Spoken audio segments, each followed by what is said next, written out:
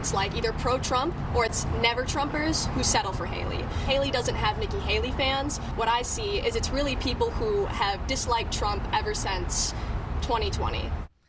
Nikki Haley facing an uphill battle in her own home state as she fights to stay in the presidential race. We're just 2 days away from that South Carolina Republican primary, and it's college-age Gen Z voters who could make or break her White House hopes.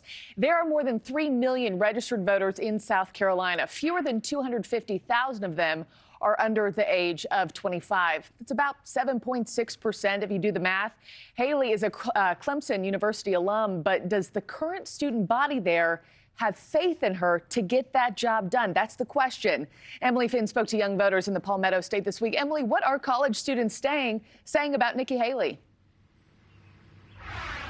Well, they're saying that she doesn't have too many fans at her alma mater. We are standing in the heart of Clemson University this morning, where Nikki Haley was a student 30 years ago. In fact, her campaign actually prioritized making a stop here earlier this week. So we decided to catch up with some of the members of the school's Republican Club, which endorsed former President Trump over the former South Carolina governor. Another sign that Haley is falling short of winning her home state's primary. Here's what some of those students had to say. I'm pretty sure that Trump is going to be winning this primary. I know I'll be voting in it, and a lot of my fellow club members will be there to cast our votes for Trump.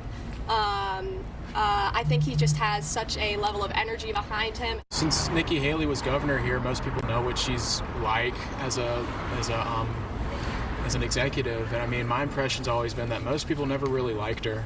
You know, I've heard more bad takes on her than I've heard good, so.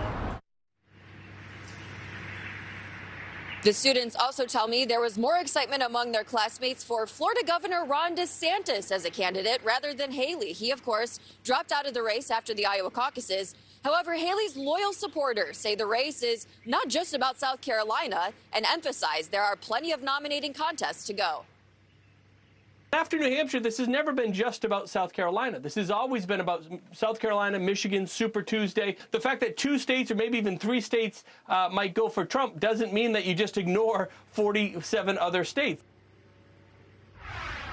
And the Haley campaign is continuing to look ahead of South Carolina. After Saturday's primary, they are planning to make stops in 7 different states. So not dropping out quite yet, Markie.